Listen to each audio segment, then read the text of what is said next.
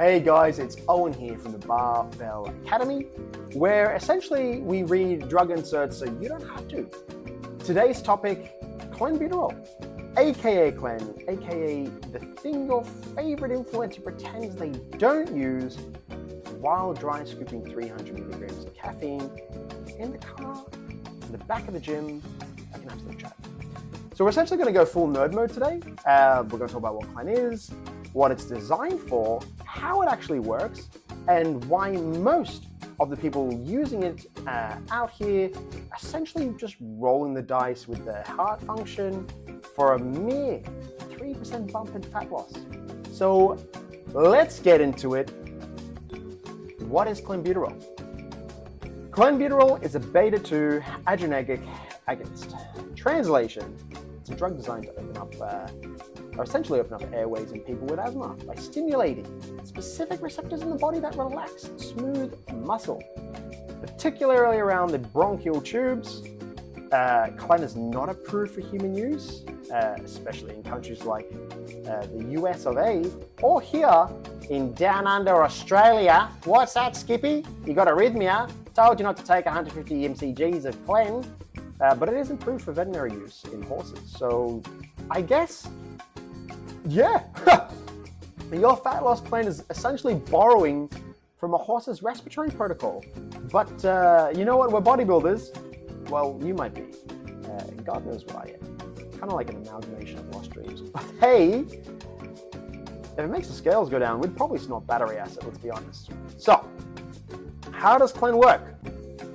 Mechanistically, Clenbuterol binds to beta-2 adrenergic receptors, mainly in your lungs, but also in muscles and fat cells.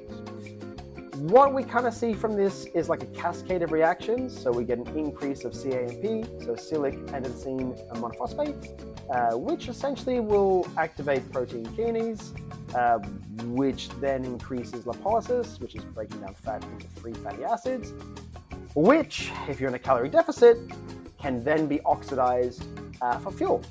A very important distinction here, though, is that Clen increases lipolysis, not fat oxidization by default. So if you're taking Clen and essentially eating maintenance or above, the freed fatty acid is just going to be reached fine. So basically, stored again. Like it'll literally just do a round robin around the whole body, come right back where it came from. Clen's also mildly anabolic, or at least it's studied in animals. We can't really reliably show it in humans, so unless you're a rat, maybe, or a horse, potentially, or an influencer that thinks anecdotes are greater than evidence, probably not the case. Why did it become so popular? Well, pretty simple. Rapid fat loss effects due to thermogenesis and water loss. You also get appetite suppression from it.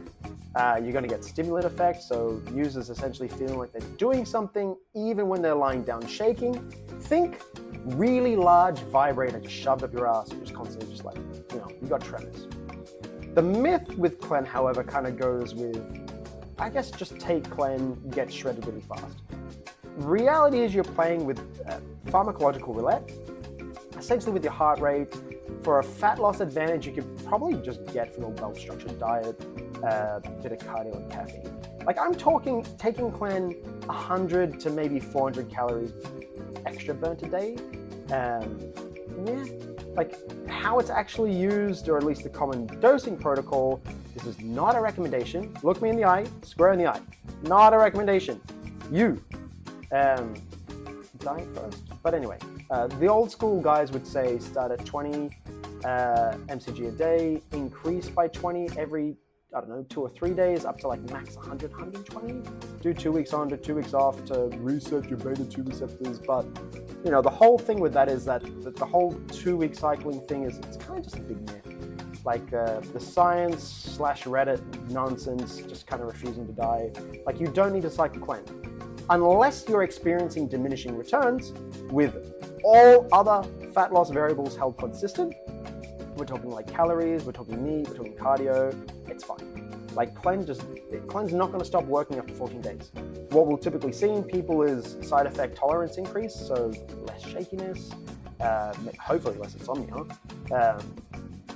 people will just assume the drugs stop working if they stop shaking, so they'll either stop entirely or just go higher unnecessarily. How we typically would use it, or should use it, if at all, conservatively. Kind of like ideally final 3-5 weeks of a prep. We're monitoring HR, we're monitoring blood pressure, we're avoiding to stack it with insane amounts of caffeine. We want to like try a dose based on actual fat loss plateau, not just the lack of jitters. So when used correctly, it's a good tool, but it's not a magic fix. Like most kind of use it as a crutch to compensate for a poor diet adherence instead of peak phase finishing tool in kind of extreme contest prep or mini cuts, because it does come with some risks and side effects. So what are those risks and side effects? I hear you ask. Well, short term, like we said, tremors, insomnia, sweating, cramping you can get as well due to the electrolyte shift, tachycardia, very real, which is rapid heart rate essentially. And then we can get long-term effects like cardiac hypertrophy, increased risk of arrhythmia.